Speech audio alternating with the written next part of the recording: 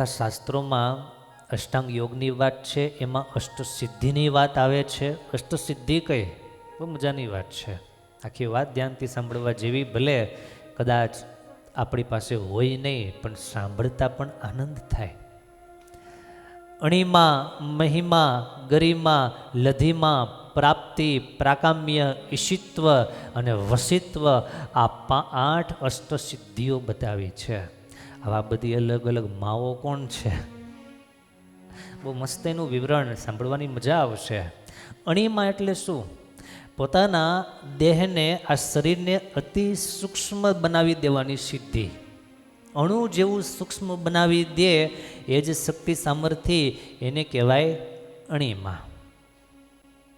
હનુમાનજી જ્યારે લંકામાં જાય છે, લંકામાં લંકિનીનો પહેરો છે, રાક્ષસોનો પહેરો છે, અને ત્યાં આ અણિમા સિદ્ધિનો ઉપયોગ કરી અને હનુમાનજી મહારાજ સીતા મૈયાની શોધ લેવા માટે અણિમા, સાવ અણુ સરખું રૂપ, વિવુલન ક્યાંથી હાથમાં આવે?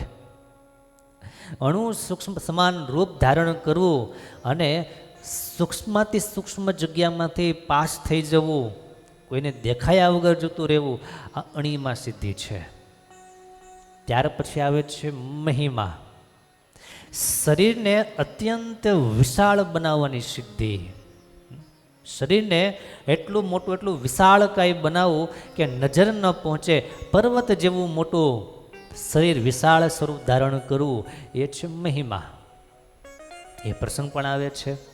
હનુમાનજી જ્યારે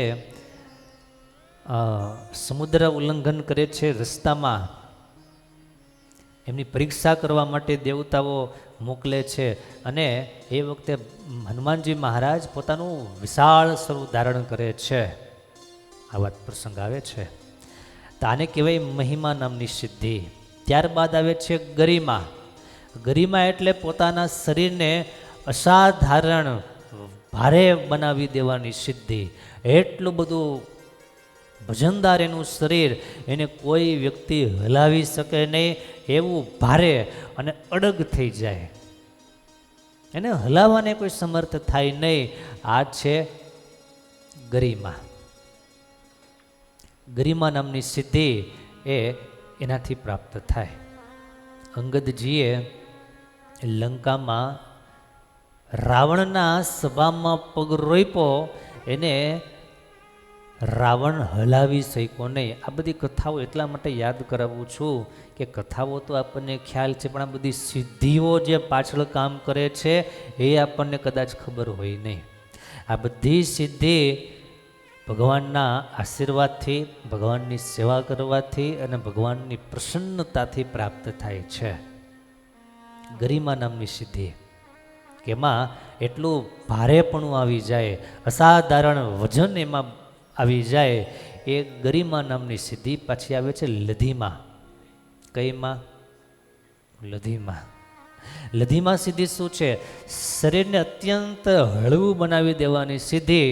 એકદમ હળવું ફૂલ જેવું શરીર બની જાય અને હવામાં, પવનમાં તરવાની સ્થિતિનું સર્જન થઈ જાય અને ખૂબ જ ઝડપથી ગતિ કરવી, આ છે લધિમા. હનુમાનજી જેવી રીતના ઉલ્લંઘન કરે, સમુદ્ર ઉલ્લંઘન કરે છે, એ વાયુપુત્ર છે, વાયુ વેગે આકાશ માર્ગે ગતિ કરે છે, આ લધિમા નામની સિદ્ધિ છે. પછી ગુરુજી ઘણીવાર એક પ્રસંગ યાદ આપે. ગઢપુરમાં છેલ્લા 50, 60, 70 વર્ષ પહેલાની જ વાત. એક સંત હતા, ભગવાનના ભજનના પ્રતાપે કરી અને ભગવાનના પ્રેમમાં એટલા બધા ઓતપ્રોત હોવાને કારણે જ્યારે ગોપીનાથજી મહારાજના મંદિરમાં કીર્તન ગવાતા હોય, ઓરડાના પદ ગવાય, અને ઓરડાના પદ દરરોજ ગાવાનું નિયમ, બધા સાથે મળીને ગાતા હોય. આજ મારે ઓરડે રે આવ્યા અવિનાશીયલ બેલ, બધાએ ગાઈએ છીએ ને. આજ મારે ઓરડે રે આવ્યા અવિનાશીયલ બેલ, બાઈ મેં બોલાવ્યા રે સુંદર છોગાવાળો છેલ. એક પછી એક પદ આરંભ થાય અને પહેલું પદ પૂરું થાય, બીજું પદ પૂરું થાય અને ત્રીજું પદ જ્યાં શરૂ થાય, બોલ્યા શ્રી હરિ રે સાંભળો નર નારી હરિજન. આ પદનો જ્યાં આરંભ થાય અને પેલા સંતને હૃદયમાં ઠાકોરજી કુંજને શું પ્રગટે, શું એનામાં એવી શક્તિ સામર્થ્ય કે છેલ્લે બેઠા હોય સભામાં કે સંતોની લાઈનમાં, સાવ છેલ્લે બેઠા ત્યાંથી ઉડી અને સૌથી આગળ આવીને હેઠા આવે અને ત્યાં બેસી અને વળી પાછું એ પદ ગાય, બોલ્યા શ્રી હરિ. આ પ્રસંગ પૂજ્ય સદગુરુ મોહન પ્રસાદ દાસજી સ્વામીએ નજરે જોયેલો, કારણ કે ત્યાં વિદ્યાભ્યાસ કરતા, સંસ્કૃત ભણતા, શાસ્ત્રોનું અધ્યયન કરતા, અને એમણે આ પ્રસંગ નજરે જોયેલો. એ પ્રસંગ જો ગુરુજી વગેરે સંતોને ક્યારેક બેઠા હોય ત્યારે કહેતા હોય અને એ પ્રસંગ આપણા ધ્યાનમાં આવે તો આવા કેટલા બધા પ્રસંગો હોય કે એ હવામાં આખા તરે, ગતિ કરે. આ લધિમા નામની સિદ્ધિ છે. ત્યારબાદ પાંચમી સિદ્ધિ આવે છે પ્રાપ્તિ. કોઈ પણ ઈચ્છિત વસ્તુ અથવા સ્થળ સુધી પહોંચવાની સિદ્ધિ, એને કહેવાય પ્રાપ્તિ. દૂર વસ્તુ પડેલી હોય અને ત્યાં બેઠા એ પ્રાપ્ત કરી લે અને દૂરના સ્થળ વિશે જાણકારી મેળવી લે, આ પ્રાપ્તિ નામની સિદ્ધિ છે. ઈચ્છિત વસ્તુ અને સ્થળ ઉપર પહોંચવાની સિદ્ધિ, એ સ્થળ સુધી પોતે પહોંચી જાય, ઈચ્છિત વસ્તુઓની એને પોતાને પ્રાપ્તિ થાય, જે ઈચ્છા કરે ને તે વસ્તુ હાજર થાય.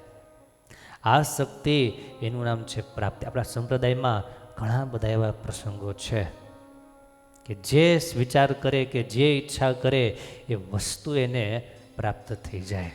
સ્વામિનારાયણ ભગવાન ધરમપુરમાં બિરાજમાન હોય અને સચ્ચિદાનંદ સ્વામી ગઢપુરમાં બિરાજતા હોય અને મહારાજ ધરમપુરમાં જમે અને એ પ્રસાદ સચ્ચિદાનંદ સ્વામી અહીંયા ગઢપુરમાં જમતા હોય અને સૌને દર્શન કરાવી શકે. મહારાજે ખાસ આદેશ કરેલો લાદા ઠક્કરને કે લાદા ભગત, તમારે સચ્ચિદાનંદ સ્વામીનું ધ્યાન રાખવાનું છે, મેં ધરમપુર જઈએ છીએ. લાદા ઠક્કર કે સારું મહારાજ. બપોરનો સમય થાય એટલે લાદા ભગત કે, લાદા ઠક્કર કે સ્વામી જમવા જ પધારો. સચ્ચિદાનંદ સ્વામી કે પણ મેં તો જમી લીધું. સ્વામી તમે ક્યાં જઈમાં, શું જઈમાં, અહીંયા બેઠા છો? કે મને તો મહારાજે થાળની પ્રસાદી આપી. શું પ્રસાદી આપી? અરે સરસ મજાની મહારાજને ધરમપુરમાં કુશળ કુંવરબાઈએ જલેબી જમાડી અને એ જલેબીનો પ્રસાદ મહારાજે મને આપ્યો. લાદા ઠક્કરને થોડો સંશય એમ થાય કે સ્વામી શું બધું બોલો છો, શું જલેબી ને શું જયમાં, તમે ક્યાં, મહારાજ ક્યાં, આવી બધી વાતો શું કરો? સિદ્ધાંત કે નથી મનાતી. ક્યાંથી મનાય? આપણને મનાય. સચ્ચિદાનંદ સ્વામીએ મોઢું ખોલી અને જલેબીનું ગૂંચડું કાઢી અને ટુકડો કાઢીને કે લે આ લાદા ભગત, આ જલેબી, આ મહારાજે મને જલેબી જમાડી. આ પ્રાપ્તિ નામની સિદ્ધિ. ઈચ્છિત વસ્તુ પ્રાપ્ત થાય, એની ઈચ્છા નહોતી પણ મહારાજની ઈચ્છાથી એને પ્રસાદ પ્રાપ્ત થાય. આ ઈચ્છિત પ્રાપ્તિ નામની સિદ્ધિ, દૂર દૂરની જે કાંઈ જાણકારી છે એને મળી જાય. 142માં આપણે ગાઈએ છીએ. પછી બ્રાહ્મણના છોકરાઓને ભણાવવા માટે ખુશાલ ભટ્ટે પાઠશાળા શરૂ કરી અને ખુશાલ ભટ્ટ કે મારે જાવું જ્યાં હોય દયાળ, ત્યારે બાળક જોડી કહે હાથ, તમને તેડવા આવે છે નાથ, ધરી દ્વિજનું રૂપ મહારાજ, તે તો આવે છે તમ કાજ. બાળકો અહીંયા બેઠા બેઠા એમ કે ભટ્ટજી તમને લેવા માટે તો સ્વયં ભગવાન પધારે છે. દૂર સુદૂર સ્થળની જે કાંઈ ઘટનાઓ છે અહીંયા બેઠા થકા જોઈ શકે, એને કહેવાય છે પ્રાપ્તિ નામની સિદ્ધિ. ત્યાર પછી આવે છે પ્રાકામ્ય, છઠ્ઠી સિદ્ધિ છે. ઈચ્છા પૂર્ણ કરવાની અસાધારણ ક્ષમતા. મનમાં જે ઈચ્છે, મનમાં જે સંકલ્પ કરે એ તમામ ઈચ્છાઓ પૂર્ણ થાય, તમામ કાર્યો સિદ્ધ થાય. અને પ્રકૃતિનું આ જગતનું, વિશ્વનું, બ્રહ્માંડના જે કાંઈ રહસ્યો છે એ બધા એને ઉજાગર થવા લાગે. આને કહેવાય છે પ્રાકામ્ય નામની સિદ્ધિ. મનની ઈચ્છાઓ પૂર્ણ થાય. આ બધી સિદ્ધિઓ સાંભળતા સાચું કહેજો, એકવાર આપણને વિચાર આવે કે નહીં, આ આપણને મળી જાય તો કેવું સારું. આ સાંભળનારા બધાને એકવાર તો એમ થાય જ કે આપણને મળી જાય તો સારું, કેવું સારું એમ. કારણ કે આખી દુનિયા કાંઈક ને કાંઈક અભાવમાં જીવે છે. ગઈકાલે આપણે વાત કરી હતી એ પ્રમાણે કાંઈક ને કંઈક અપેક્ષાઓ છે, કાંઈક ને કંઈક ઈચ્છાઓ એમને છે, અને ઈચ્છાઓ પૂરી કરવા આ 8 સિદ્ધિઓ છે. પણ આ સિદ્ધિઓ સામાન્ય નથી. આ સિદ્ધિઓ યોગીઓને પણ છે દોયલી. સારા સારા યોગીઓ, જોગીઓ, જતીઓ એ બધાને પણ આ સિદ્ધિઓ એમ કંઈ સરળતાથી, સહજતાથી પ્રાપ્ત થઈ જતી નથી. એનો અર્થ એવો પણ નથી કે આ સિદ્ધિની વાત, આ બધી બાબતો એ રોંગ છે. ના, એની જગ્યાએ બધું જ એની જગ્યાએ છે જ, પણ એને મેળવવા માટેનો પુરુષાર્થ, એને મેળવવા માટેની આપણી તૈયારી અને ઈશ કૃપા, ભગવાનની કૃપા એમાં સાથે જો ભળે તો પ્રાપ્ત થાય. ઘણા બધા એવા આજની તારીખમાં પણ કદાચ એવા સિદ્ધો હોય, યોગીઓ હોય, એના સિદ્ધિઓ વરેલી હોય. પણ મજાની વાત એ કે જેને સિદ્ધિ પ્રાપ્ત થાય પછી એમને સિદ્ધિઓનો મોહ રહેતો નથી. આ મોટી વાત. એ સિદ્ધિઓ ક્યારેય દેખાડતા નથી, એમાં ક્યારેય અંજાઈ જતા નથી. કારણ કે સિદ્ધોનો ટાર્ગેટ સિદ્ધિઓ નથી હોતી, પણ એનો ટાર્ગેટ પરમાત્માની પ્રાપ્તિ હોય છે. 9 લાખ યોગીઓ જે કાંઈ જપ તપ કરતા હતા એમાંથી આ સિદ્ધિઓને પ્રાપ્ત કરેલા હતા, પરંતુ એ બધાના હૃદયમાં ભાવ માત્ર એટલો હતો, અમે જે કયા યજ્ઞ કરીએ છીએ. નવલખા પર્વત આજે પણ છે. ઉન્નકોટી કરીને એક સ્થાન છે, અને સ્થાનની આજુબાજુમાં પહાડ આવેલો છે. સંતોએ સંશોધન કર્યું છે, એમાં આ પ્રસંગ આવે છે.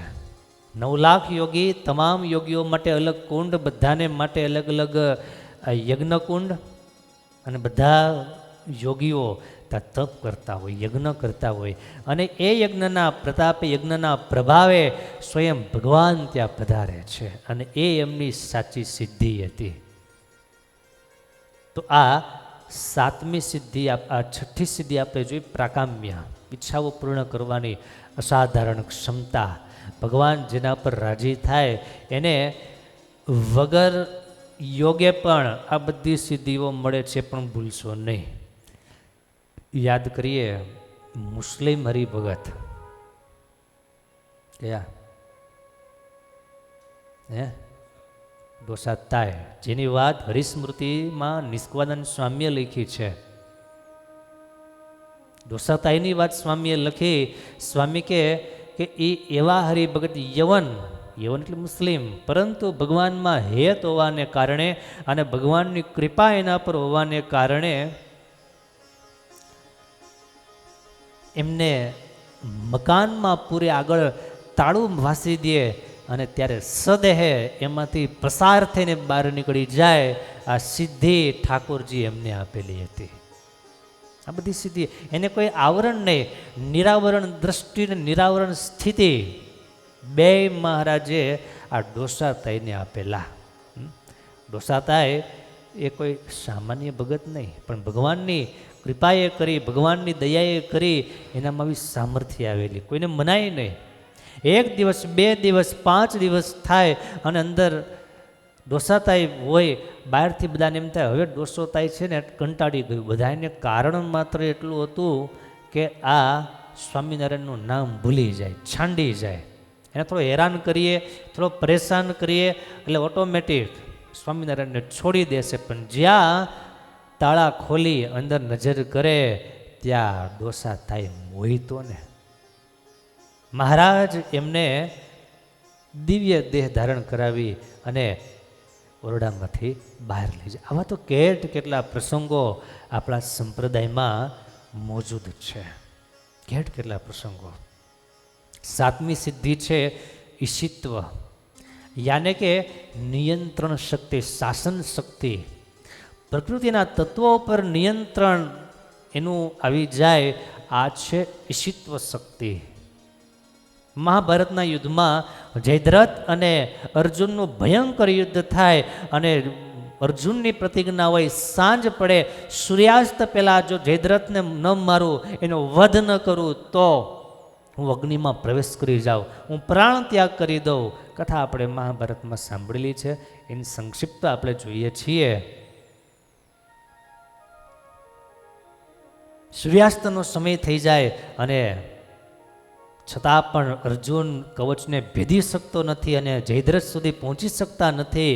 અને સૂર્યાસ્ત થાય એ સમયે ભગવાન કૃષ્ણ યોગેશ્વર પોતાની સામર્થ્યનો ઉપયોગ કરી, આ ઈશિત્વ શક્તિનો ઉપયોગ કરી અને નિયંત્રણ લાવી દે છે. ભગવાનના મહાપુરુષોમાં પણ આ શક્તિના આપણને સાહજિક દર્શન થાય છે. ગોપાળાનંદ સ્વામીના પ્રસંગમાં ઘણી વખત આપણે પ્રસંગ સાંભળ્યો છે. કાળા ઉનાળા જેવામાં મેહ, ચારેય બાજુ હાહાકાર થઈ ગયો હોય, લોકો આવી લાગ્યા પછી પાય, કહે કરો વૃષ્ટિ દુઃખ જાય, મનુષ્ય પશુ પીડાય અત્યંત, માટે મોટા કરો તમે મેર અત્યંત. હે ખુશાલ ભટ્ટ, તમે દયા કરો, કૃપા કરો અને વરસાદ થાય તો સારું, નકરા માણસો પશુ પક્ષી બધાય પીડાય છે. અને ખુશાલ ભટ્ટ ભગવાનને સંભાળે અને એ જ સમયે ચારેય બાજુ ધોધમાર વરસાદ વરસે. અને શું કહેવાય? ઈશિત્વ સિદ્ધિ, પ્રકૃતિના તત્વો પર નિયંત્રણ એનું છે. ભરૂચમાં મંદિરનું કામ ચાલે અને આનંદાનંદ સ્વામી મંદિર બનાવતા હોય. આનંદાનંદ સ્વામી કે સ્વામી વરસાદ બહુ ખેંચાણો છે અને વરસાદ ન હોવાને કારણે આ કામ થોડું બગડે છે, પાણી પૂરું છે નહીં અને પાણી પાવું પડે વગેરે બધી જરૂર પડે. ગોપાળાનંદ સ્વામી કહેવું છે કે હા તો કે વરસાદ થાય પણ સ્વામી આજે થાય તો સારું. સ્વામી કે આજે નહીં, અત્યારે થાય. એટલે તો કે બહુ સારું. ગોપાળાનંદ સ્વામી આંખ બંધ કરી અને વિધિન સેકન્ડ આકાશમાં વાદળાઓ બંધાવા લાગ્યા અને થોડી જ ક્ષણોમાં વરસાદ માંડ્યો છે. ધડબડાટી બોલાવે એટલો બધો વરસાદ વરસવા માંડ્યો. આનંદાનંદ સ્વામી દોડીને આવ્યા અને કહે છે, સ્વામી આવો વરસાદ નહીં, આવો વરસાદ થાય તો મારું કામ બગડે, આમાં તો આ તાક બધા બાંધેલા છે તૂટી જાય, માટે આવો નહીં સ્વામી, બહુ થઈ ગયો. સ્વામી કે સારું, તમે કહો તો રહેવા દે. સ્વામીએ સહેજ નજર કરી અને વરસાદ સ્ટોપ. આ સામર્થ્ય ભગવાનના સંતોમાં ભગવાનની કરુણાથી પ્રાપ્ત થાય ઈશિત્વ શક્તિ છે. અસાધારણ પ્રભાવ શક્તિ એ પણ ઈશિત્વ શક્તિનું જ એક પરિણામ છે. અને આઠમી અને છેલ્લી છે વશિત્વ શક્તિ, વશિત્વ સિદ્ધિ. પોતાના ઇન્દ્રિય અને મન ઉપર સંપૂર્ણ નિયંત્રણ અને બીજા પર પ્રભાવ પાડવાની શક્તિ, આ છે વશિત્વ. કામ, ક્રોધ, લોભ ઉપર સંપૂર્ણ વિજય પ્રાપ્ત કરી શકે અને પોતાની ઉપસ્થિતિથી અન્યને પ્રભાવિત કરી શકે, આ વશિત્વ નામની સિદ્ધિ છે. તો આ અષ્ટસિદ્ધિ આપણે ઘણીવાર કહે છે, અષ્ટસિદ્ધિ નવનિધિ કે દાતા, આવું આવે છે ને, હનુમાન ચાલીસામાં આવે છે. અષ્ટસિદ્ધિ નવનિધિ કે દાતા, અસબર દિન જાનકી માતા. આવી બહુ સરસ બધી વાતો છે, પણ એની પાછળનું રહસ્ય હરિભક્તો આવું કંઈક છે જે આપણે સાંભળ્યું.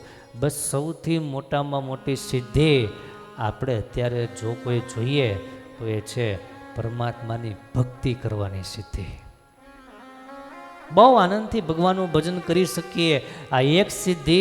અને બીજું, સૌને સાચવી રાખી શકીએ અને સૌની સાથે સારા સંબંધો કેળવી શકીએ, બધાનું સહન કરી, જતું કરી અને સંબંધો સાચવી શકીએ. આ બીજી સિદ્ધિ આજના તારીખમાં, આજના સમયમાં છે.